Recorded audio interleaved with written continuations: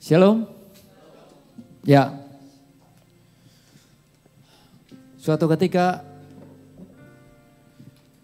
Raja Daud, setelah Raja Daud mulai memerintah kerajaan Israel, setelah raja yang sebelumnya wafat, namanya siapa? Raja siapa? Betul. Yang sebelumnya maksudnya. Raja Saul. Ya, Raja Saul ketika beliau wafat digantikan oleh Raja Daud. Raja Daud. Nah, yang luar biasanya begini saudara, menarik sekali. Raja Daud ketika pertama kali dia mulai memerintah, yang dia cari adalah keturunan Raja Saul. Ya, pendahulunya. Dia cari, apakah masih ada? Masih hidup kah? Ditemukanlah seorang yang namanya Mephiboset. Mephiboset, dia anak dari Jonathan, ya, cucu dari Raja Saul.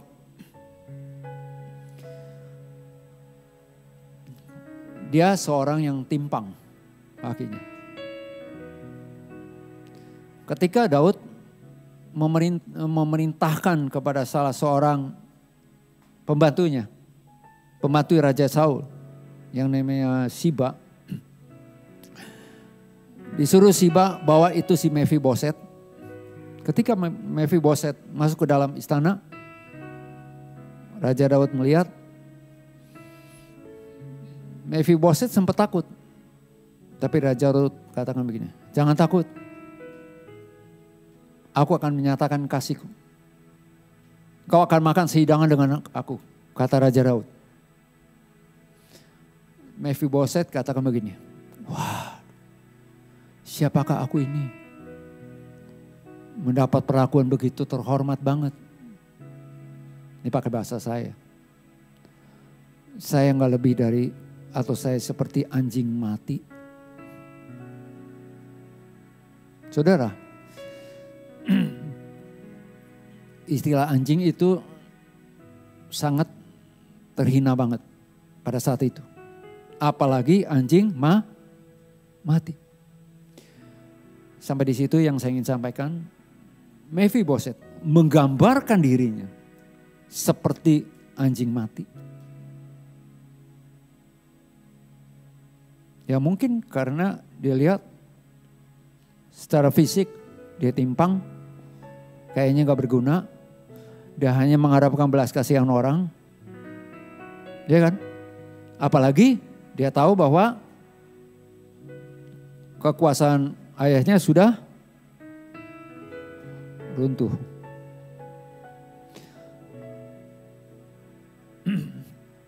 Tidak dikisahkan kelanjutannya daripada Mephiboset dengan status yang dia berikan kepada dirinya, label. Saudara, labeling itu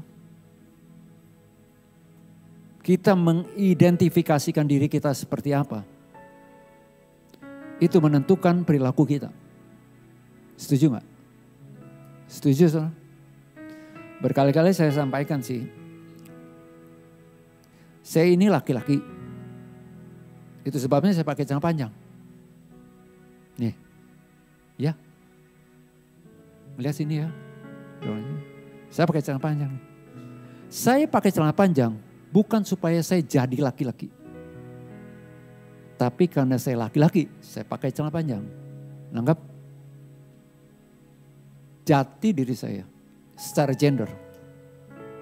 Identitas saya secara gender adalah laki-laki. Saya berperilaku sebagai laki-laki.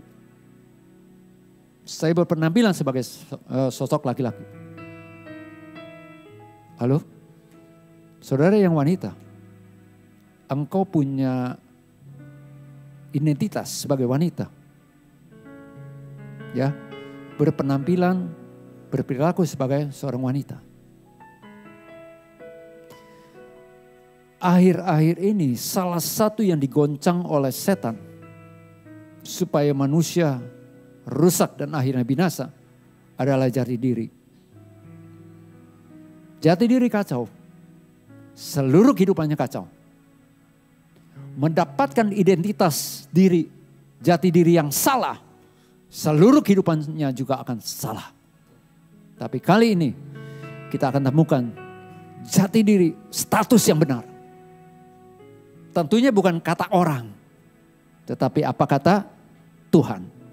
Kenapa kata Tuhan? Karena Tuhanlah yang ciptakan saudara dan saya.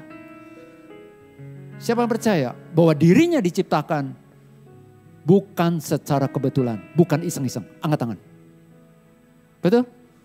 Tuhan gak ciptakan saudara dan saya iseng-iseng. Serius banget.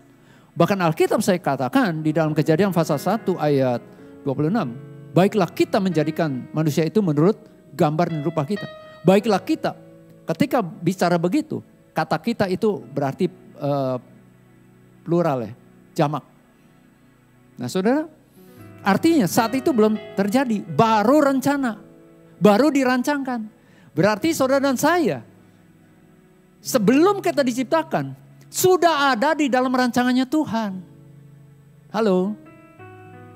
Saudara percaya bahwa Tuhan saudara, Tuhan saya, Tuhan kita, pencipta kita, maha baik?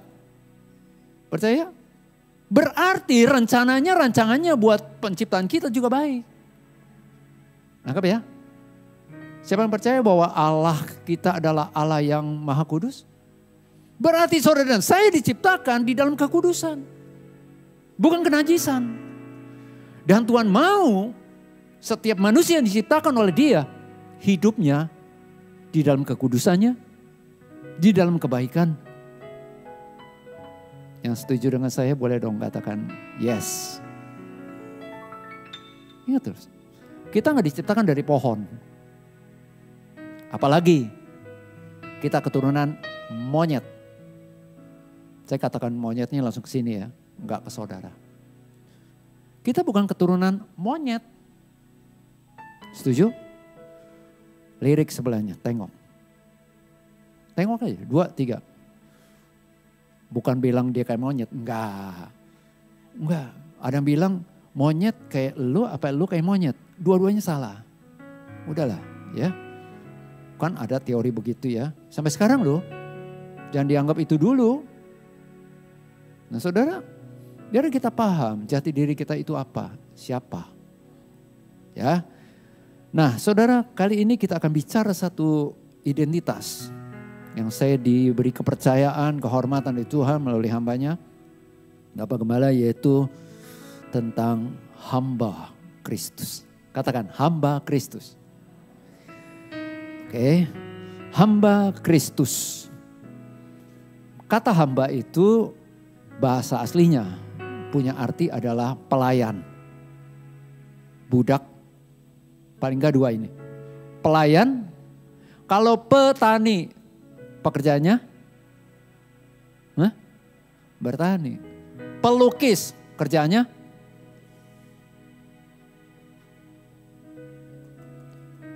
kalau pelayan kerjaannya ingat ya, melayani. Ini udah jadi istilahnya udah mendarah daging gitu loh ya, melayani. Nah selain itu kata hamba juga punya arti, punya pengertian budak. Budak saat itu saudara, itu gak ada harganya sama sekali. Bahkan diperjualbelikan, udah kayak barang dagangan aja. Saat itu loh saudara. Bahkan sampai di zamannya zaman baru masih terjadi seperti itu. Seorang budak, kalau tuan atau majikannya menyuruh dia berdiri di depan pintu, dia harus berdiri terus. Berdiri, gak boleh duduk, jongkok, apalagi masuk ke dalam. Enggak, sebelum dapat perintah dari tuannya. Itu budak. Bahkan budak itu ditindik. Kalau menjadi budak seumur hidup, dia mau mengabdi kepada tuannya, ditindik tuh. Gitu.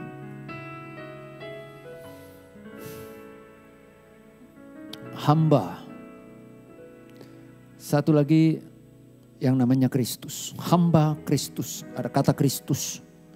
Kristus itu artinya yang diurapi. Katakan yang diurapi. Ya, Kristus atau Kristos itu yang diurapi. Siapa yang diurapi yang dimaksud? Yesus. Maka dari itu ketika saya sampaikan tentang, saya lupa lah kapan itu saya sampaikan tentang nama Yesus. Kan banyak nama Yesus. Betul, banyak nama Yesus. Bahkan kata Yosua itu dari bahasa aslinya juga itu identik dengan Yesus. Saudara, jadi ketika kita berdoa di dalam nama Yesus, saran saya, komplit. Dalam nama Yesus Kristus, jelas. Di negara lain banyak tuh nama Yesus. Oke? Tapi Yesus yang menjadi juru selamat kita, jelas Yesus Kristus, Yesus yang diurapi. Ya. Nah, yuk sama-sama kita akan lihat tentang hamba Kristus. Kristus adalah Yesus, yang dimaksud adalah Yesus Kristus Tuhan. Nah, hamba Tuhan, hamba Kristus sama. Nah, sama seperti tadi saya sudah sampaikan juga, banyak orang yang menurut saya sih agak keliru. Kalau saya tidak katakan sebenarnya keliru. Hamba Tuhan itu bukan identik dengan pendeta. Halo? Hamba Tuhan tidak identik dengan pendeta. Hamba Kristus berarti pendeta. Halo? Hamba Kristus pendeta kah? Nah, kita akan lihat yuk sama-sama. Ada seorang yang tadinya jadi musuh orang-orang Kristen. Tapi akhirnya ketika dia berjumpa pribadi dengan Tuhan Yesus, ketika dia mau masuk kota Damaskus, Damsyik, dia mengalami jumpa pribadi dengan Tuhan Yesus. Nah, perjumpaan pribadi dengan Tuhan Yesus menghasilkan pertobatan. Ya, perjumpaan pribadi dengan Tuhan Yesus menghasilkan pertobatan. Jadi kalau kita mau menginginkan anggota keluarga kita bertobat, doakan supaya dia mengalami perjumpaan pribadi dengan Tuhan Yesus. Setuju? Yang setuju boleh angkat tangan. Banyak cara Tuhan menyatakan dirinya. Simon Petrus, sebelum dia menjadi rasul, ketika dia dipanggil menjadi murid, dia tetap menjalankan bisnisnya sebagai penjala atau nelayan. Penjala ikan atau nelayan. Ketika dia habis mengerjakan tugasnya, semalaman tidak mendapat apa-apa. Yesus katakan apa? Balik lagi ke tengah danau ya. Tebarkan jala. Nah, Petrus katakan apa? Guru, sepanjang malam nih. Saya udah lakukan. Baru tadi malam nih. Enggak ada satu ekor pun. Tapi karena engkau yang memerintahkan, aku akan taat. Alhasil, dia mendapatkan ikan banyak. Tolong perhatikan saudara. Ketika Petrus melihat mujizat itu, Petrus datang kepada Yesus. Jauhlah daripadaku karena aku orang berdosa. Mujizat dari Tuhan itu seharusnya membuat orang sadar diri. Itu yang Tuhan mau. Mujizat yang kita terima dari Tuhan bukan untuk sekedar menyenangkan, memuaskan kita. Tapi supaya kita bertobat, menyadari diri kita, siapa diri kita sebenarnya. Contohnya Simon Petrus itu. Lewat mujizat itu dia sadar diri. Wah, aku orang berdosa, sebenarnya aku gak layak terima ini. Gak layak terima mujizat ini. Wow. Tapi percayalah saudara. Oleh karena iman saudara kepada Tuhan Yesus Kristus yang telah mati di kayu salib karena dosa-dosa saudara dan saya. Yang telah dikuburkan, telah dibangkitkan dari antara orang mati. Yang telah naik ke sorga, telah mengutus rohnya menyertai kita. Bagi kita yang percaya kepada Tuhan Yesus Kristus. Oleh darahnya kita telah dilayakkan, kita telah dibenarkan, kita telah dikuduskan, kita telah disucikan. Itu sebabnya setiap kita layak dan berkenan di hadapan Tuhan. Amin. Enggak lagi kita mengejar nih supaya kita layak. Bagaimana caranya kita mengejar supaya Tuhan layak? Kasih persembahan sebanyak-banyaknya. Mau berapa banyak kita kasih persembahan? Itu pun juga dari Tuhan. Halo? Kita mau melayani seberapa hebatnya? Halo? Terus Tuhan layak, Tuhan terkesima begitu. Wah ini nih aku suka banget nih, keren banget nih dia nih. Misalnya Yahya Laban, wah Yahya Laban. Engkau dan aku layak dan berkenan di hadapan Tuhan. Oleh karena bukan perbuatan kita, tapi perbuatan Yesus di kayu salib. Oleh iman kita kepada Kristus Yesus, status kita sudah layak dan berkenan. Katakan layak dan berkenan. Itu sebabnya sama seperti di ibadah wanita saya sampaikan. Setiap kita yang sudah tahu diri kita layak dan berkenan di hadapan Tuhan, kita nggak ragu-ragu lagi, nggak takut lagi untuk berdoa kepada Tuhan. Mimpin doa juga mau. Amin. Senggol sebelahnya. Jangan lupa tuh doa. Bilang. Kenapa? Karena ada pernah satu waktu ya. Ini tim pemusik. Ya. Ini ada yang senior nih. Seniornya bukan hanya secara umur aja. Ngikut Tuhan atau jadi Kristennya udah senior banget. Istilah saya tuh udah katam. Bukan Kristen lagi. Kristen. Tapi ketika disuruh pimpin doa untuk memulai latihan. Gak mau, itu aja. Merasa diri gak layak.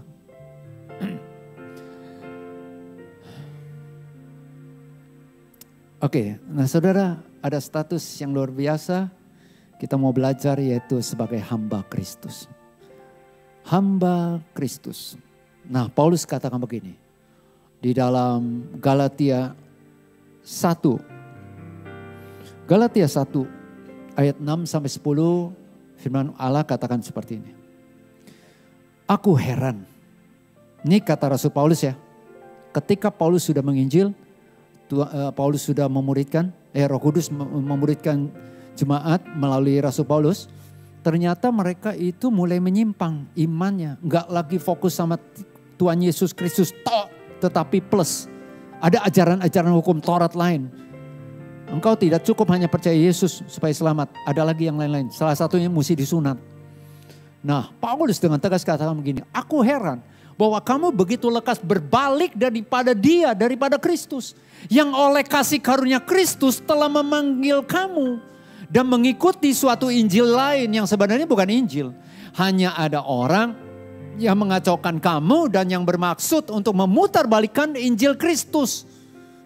Tetapi sekalipun kami atau seorang malaikat dari sorga yang memberitakan kepada kamu suatu Injil yang berbeda dengan Injil yang telah kami beritakan kepadamu, terkutuklah dia. Seperti yang telah kami katakan dahulu, sekarang ku katakan sekali lagi, jikalau ada orang yang memberitakan kepadamu suatu Injil yang berbeda dengan apa yang telah kamu terima, terkutuklah dia. Terkutuk itu artinya atau dalam terjemahan lain, dihukum Allah. Oke, nah saudara sengaja itu ada kasih karunia, ada kata kasih karunia. Saya bold, saya kasih warna kuning. Yang oleh kasih karunia Kristus telah memanggil kamu. Saudara, bukankah kita semuanya telah beroleh kasih karunia Tuhan? Amin. Yesus Kristus mati di kayu salib. Yesus Kristus diutus ke dalam dunia ini. Ini sebuah kasih karunia dari Allah Bapa buat saudara dan saya. Oke, kita lanjut ayatnya. Jadi bagaimana sekarang? Adakah aku cari kesukaan manusia atau kesukaan Allah? Adakah aku coba berkenan kepada manusia? Sekiranya aku masih mau mencoba berkenan kepada manusia, maka aku bukanlah hamba Kristus. Dalam bahasa Indonesia masa kini, BIMK, Apakah dengan itu nampaknya saya seolah-olah mengharap diakui oleh manusia? Sama sekali tidak. Saya hanya mengharapkan pengakuan dari Allah. Apakah saya sedang berusaha mengambil hati manusia supaya disenangi orang? Kalau saya masih berbuat begitu, saya bukanlah hamba Kristus. Saudara, Paulus dengan tegas katakan begini, gak peduli orang mau ngomong apa, ajaran tentang Injil, ajaran tentang keselamatan, tapi aku harus sampaikan ini. Dan aku sampaikan bukan untuk menyenangkan manusia. Jadi istilahnya dengan kata lain boleh dikata, yaitu Paulus dengan tegas katakan dia memberitakan apa yang dia harus beritakan, sebuah kebenaran, bukan untuk menyenangkan manusia. Ya, bukan untuk supaya telinga orang tuh seneng, jadi ada kompromi gitu loh. Pengajaran-pengajaran ini dikompromikan. No. Dan saya ingin sampaikan, hati-hati dengan setiap pengajaran yang disampaikan atau sampai ke telinga kita. Bukan berarti pengajaran saya benar. Silakan saudara selalu uji. Maka itu saudara, hukumnya wajib, kudu, mesti, harus baca Alkitab setiap hari. Untuk saudara tahu apakah nih hamba Tuhan ini benar-benar mengajarkan firman Allah. Saya sempat nanya kepada suami istri ya. Suami istri dari luar kota sih, dia minta saya memberikan tips lah untuk khotbah. Aduh, saya juga lagi berjuang itu belajar berkhotbah dengan benar kan. Dia minta saya ajarin, atau dia sih pakai bahasanya mentor. Ya udahlah, apapun lah istilahnya. Ya saya bagikan. Saya cuma tanya begini. Oke, saya mau tanya sama kamu. Apa bedanya pengkhotbah sama motivator? Saya tanya sama dia. Boleh nggak saudara, ini dalam ruangan ini ya, coba tanya kepada orang sebelahnya. Menurut kamu apa bedanya pengkhotbah dan motivator? Atau sama nggak motivator dengan pengkhotbah? Silakan coba tanya. Silakan, coba share.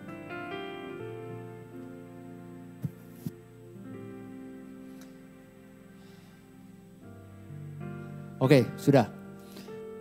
Saudara, menurut saudara beda atau sama motivator dengan pengkhotbah? Sama? Beda. Apa bedanya? Ya, yang tadi sudah dijawab kepada sebelah saudara ya. Karena kalau semuanya kan, waduh, saya hanya nangkep kalau semua begini. Apa jawabannya? Kan gua gabungan dari semuanya. Oke, saudara.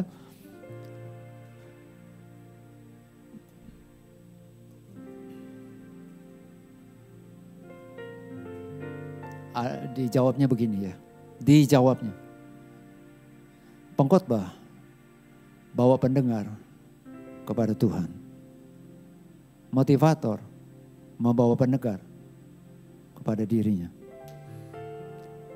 Pengkhotbah membawa pendengar untuk lebih mempercayai apa kata Tuhan. Motivator membawa pendengar untuk lebih mempercayai apa kata mulutnya. Setuju? Jadi kita hati-hati loh saudara. Saya juga mesti hati-hati. Ada quote-quote saya sampaikan, tapi biar itu juga bersumber dari firman Allah. Seorang hamba Tuhan kata begini, kata-kata mutiara tidak akan menyelamatkan. Gak ada tuh orang waktu mau meninggal, mohon maaf ya, mau meninggal itu, tolong sampaikan kepada saya kata-kata bijak, kata-kata mutiara. Gak ada. Yang disampaikan apa? Firman Tuhan. Antarin ayat apa? Iya. Mazmur 23. Aduh. Itu sebenarnya bukan mazmur untuk kematian tau. Tapi sering diucapkan, yes oke sih. Firman Tuhan Mazmur 23 ya. Tuhan adalah gembalaku. Oke, is oke. Saudara, itu. Jadi kita harus berpegang pada firman Allah. Nah saudara, Paulus tegas loh katakan. Gak peduli. Aku biar hidup sebagai hambanya Kristus. Aku bukan hamba orang. Dan ingat ya saudara, firman Tuhan katakan loh, jangan kita menjadi hamba manusia. Siapapun manusia itu, kita bukan mengabdi kepada dia, tapi kita mengabdi kepada Tuhan. Yuk kita akan sama-sama lihat. Jadi seorang hamba Kristus itu siapa? Oke?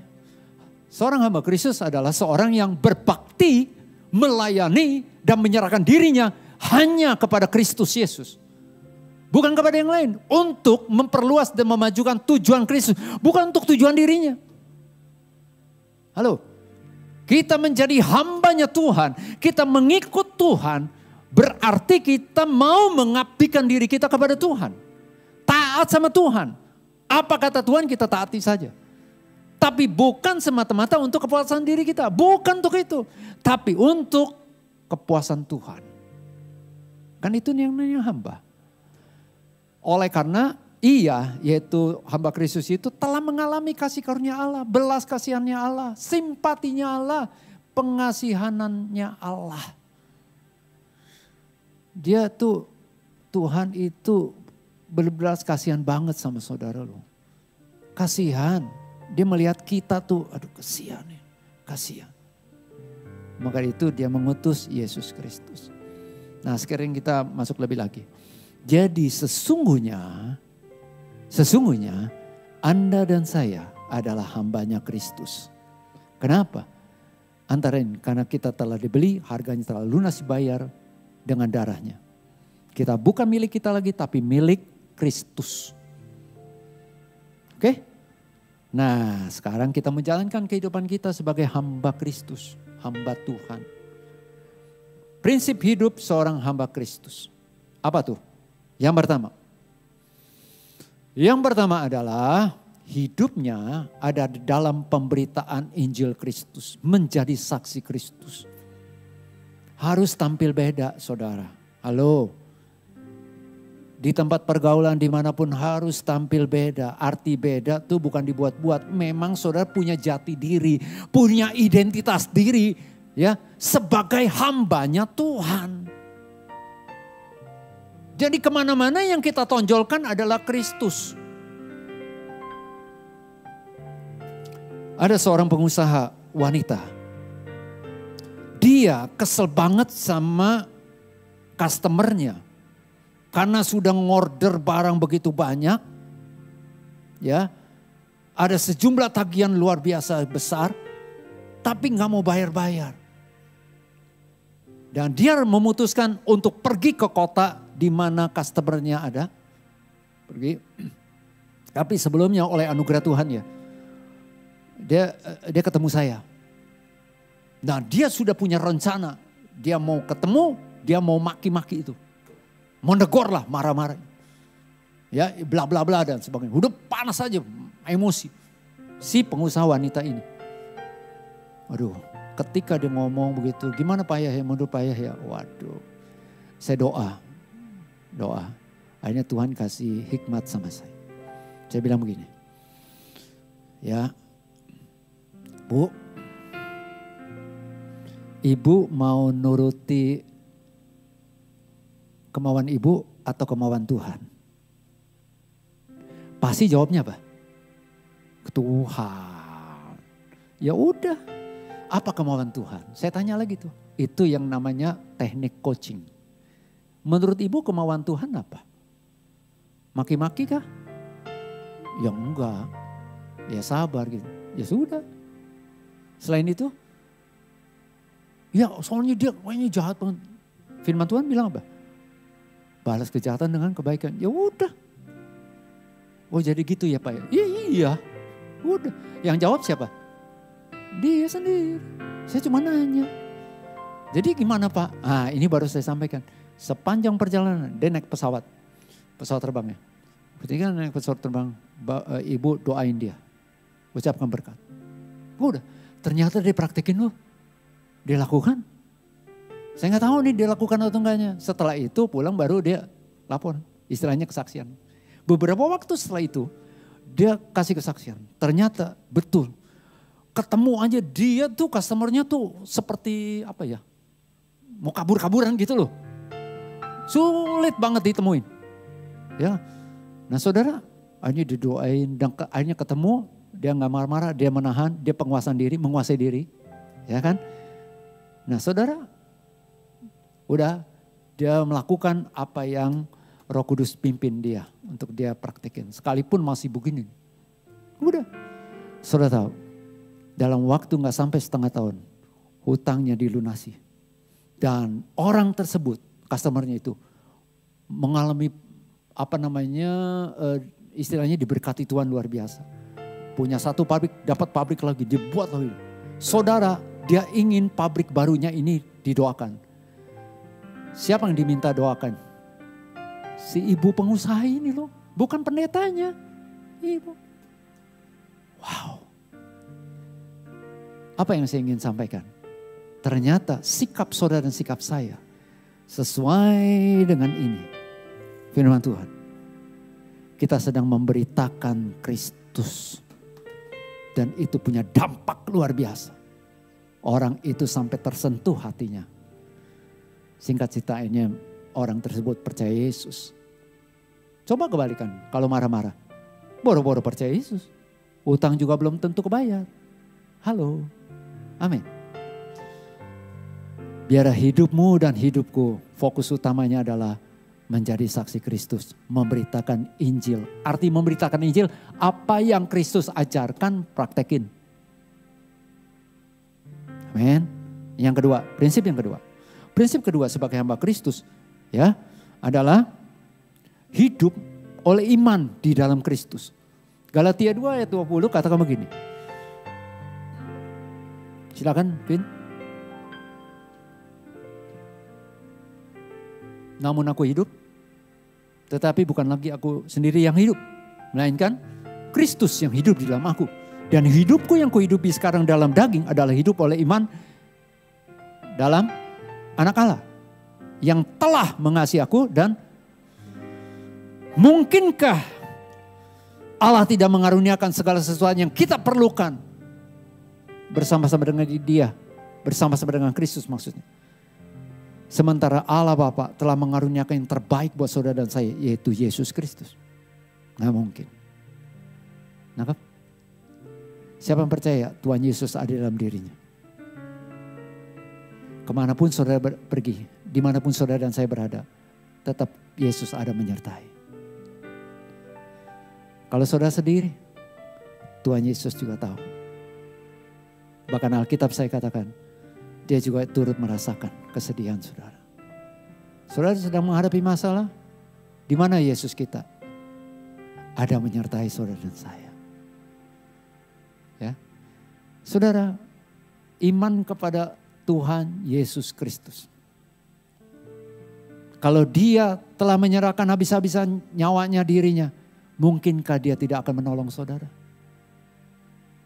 Dia pasti tolong saudara dan saya. Katakan, Tuhan Yesus pasti tolong saya. Amin. Seberapa besar kasihnya kepada saudara dan saya? Paling tidak ya. Rentangan tangan Tuhan di kayu salib. Itu wujud kasih Tuhan kepada saudara dan saya. Amin.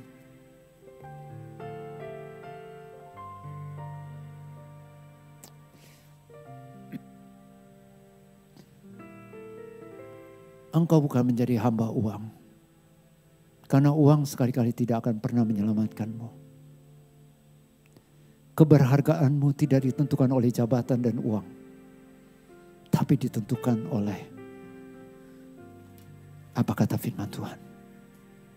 Dan firman Tuhan pegang ya. Yesaya 43 ayat 4a. Engkau berharga dan mulia dan dikasihi Tuhan. Pegang ini. Itu sebabnya tidak ada alasan untuk kita tidak hidup sebagai hambanya. Hamba apa sih? Mengabdi. Bukan supaya kita susah nih diatur, ini gak boleh, itu gak boleh. Enggak. Supaya saudara dan saya hidupnya bahagia. Kebahagiaan yang tidak bisa didapati dari dunia ini. Tapi kebahagiaan itu benar-benar bahagia. Bahkan istilah kalau pergi kemana-mana bukan cari kebahagiaan. Emang sudah bahagia? Ya untuk refreshing, bangun hubungan satu sama lain dalam keluarga itu. Berbagi kebahagiaan is okay. Tapi untuk mendapatkan kebahagiaan hanya di dalam Yesus. Imanmu kepada Yesus Kristus itu menentukan kebahagiaanmu. Juga diriku. Oke? Yang ketiga, yang terakhir.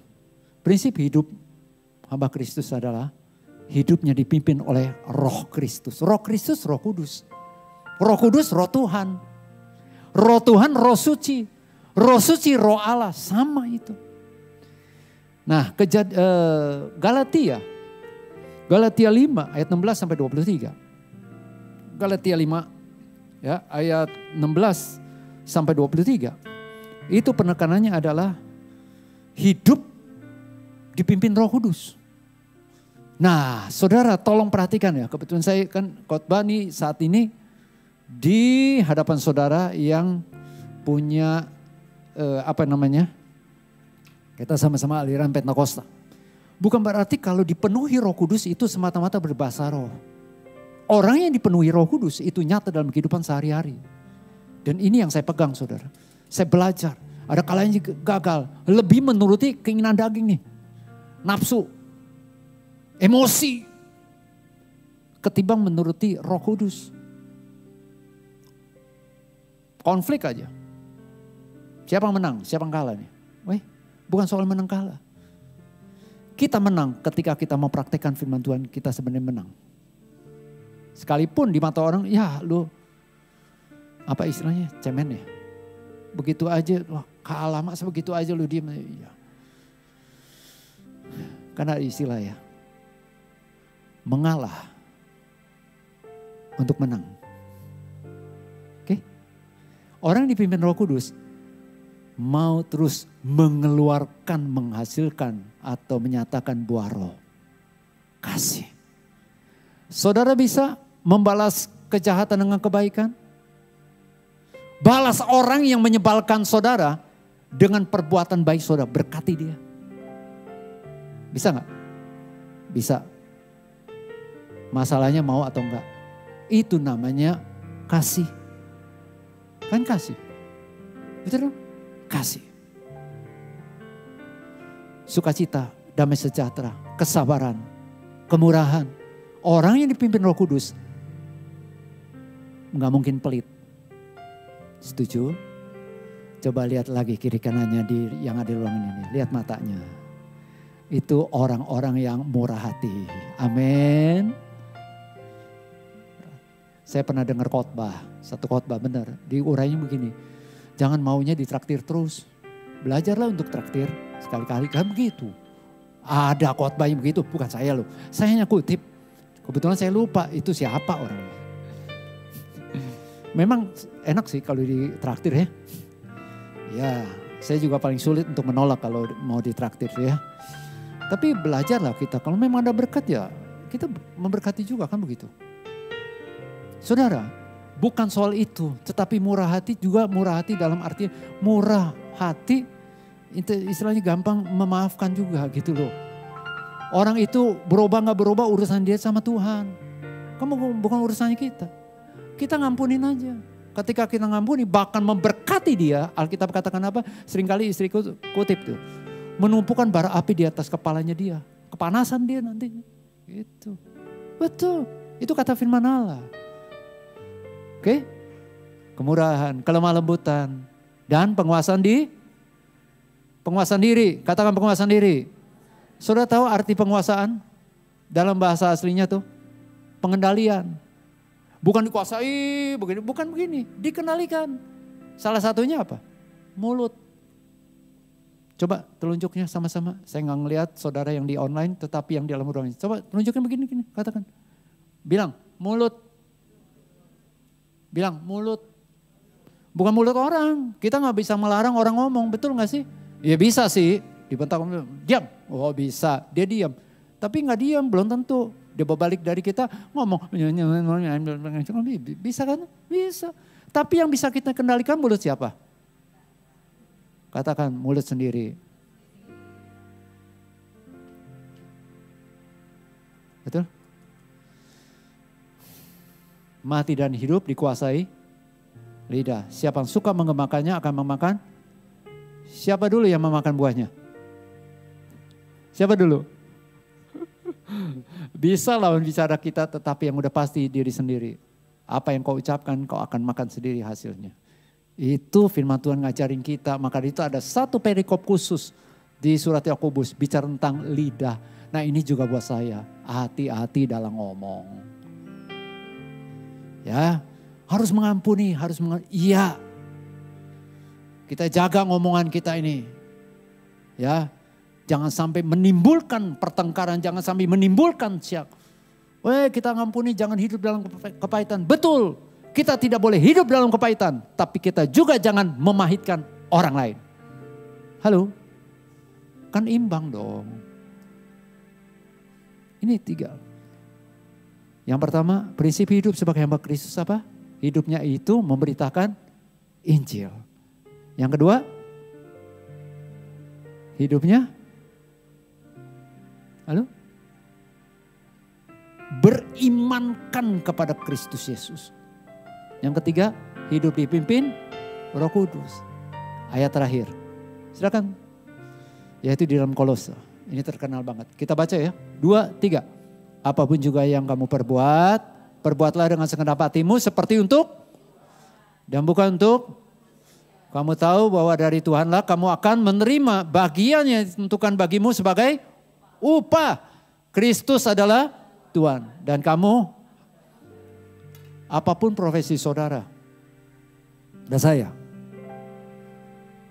pastikan kita lakukan apapun seperti untuk Tuhan. Gak ada pendeta di tempat pekerjaan saudara. Tapi ada Tuhan saudara, yaitu Yesus Kristus memperhatikan saudara. Ibu-ibu masak di rumah, masaklah seperti untuk Tuhan. Betul dong? Apapun juga yang kamu lakukan, lakukan seperti untuk Tuhan. Para pria, suami, kepala keluarga, bekerja, apapun yang kau kerjakan, pastikan itu seperti untuk Tuhan. Artinya apa? Dengan penuh tanggung jawab dan juga takut sama Tuhan. Jadi gak perlu tuh dinanya tuh, Pak, boleh gak kita korupsi? Dikit-dikit lah, gak perlu nanya. Apapun yang kita lakukan seperti untuk Tuhan. Contoh,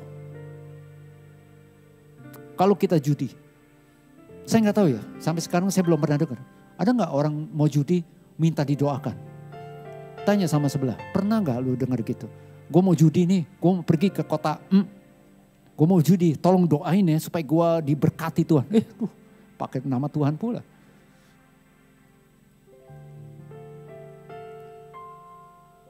Saudara merokok,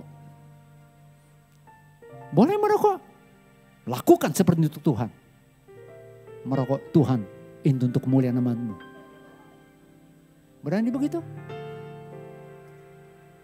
Tak begini, toto berbalik loh. Rokoknya masuk. Apapun yang kita lakukan, lakukan seperti untuk Tuhan. Kenapa? Alkitab katakan dari Tuhanlah datangnya upah. Sabar saja, tunggu waktunya Tuhan. Upah dari Tuhan sedang on the way. Ya. Kristus adalah Tuhanmu, Tuhanku. Kita adalah hambanya. Tuhan Yesus memberkati. Mari sama-sama bagi saudara yang berkomitmen. Mulai saat ini mau hidup sebagai hamba Kristus. Jati diri saudara yang sebenarnya adalah hamba Kristus. Saudara, terakhir saya mau tanya. Saudara. Ya, Ya gak usah jawab sih. Kenapa pagi-pagi bangun tidur kita harus doa sama Tuhan? Ingat, kita itu hamba. Kita doa sama Tuhan, Lord, Tuhan. Lapor sama Tuhan. Say thank you sama Tuhan. Give thanks to the Lord. Dan setelah itu menyembah karena dia bukan hanya Tuhan. Tapi dia Tuhan di atas segala Tuhan. Yang menciptakan engkau dan aku. Belajar menyembah tersungkur di bawah kaki Tuhan dan memuji menyembah Dia. Yang kedua, kenapa kita harus membaca merenungkan firman Tuhan? Kalau saya katakan sih bukan saran saya. Kalau saya katakan perintah saya. Baca Alkitab tiap pagi. Kenapa? Saudara, seorang hamba, kau melakukan apa? Dia tunggu komando Tuannya. Betul gak? Petunjuk dari Tuannya. Saudara hari itu, saudara punya rencana apapun, datang sama Tuhan. Lapor sama Tuhan, ada rencana-rencana apapun. Dan saudara minta petunjuk dari Tuhan kita. Itu sebabnya baca Alkitab artinya kita minta Tuhan bicara. Tuhan kita bicara. Bagi saudara yang berkomitmen untuk hidup sebagai hamba Kristus mulai saat ini, saudara boleh taruh tangan saudara di dada saudara masing-masing. Saya mau berdoa buat saudara. Taruh tangan saudara di dada. Dan dengan kerendahan hati bolehkah saudara bangkit berdiri. Kita akan naikkan pujian ini. Pujian lama tetapi bagus sekali katakan. Kita tidak akan pernah melupakan, bahkan pesan saya sesering mungkin ingat pengorbanan Yesus kayu salib buat dirimu dan diriku. Apa yang menyebabkan, apa yang menghambat untuk kita gak bisa menjadi hambanya dia. Dia sudah habis-habisan memberikan yang terbaik buat saudara. Taati saja, tunduk sama dia. Jadikanlah diri kita hambanya.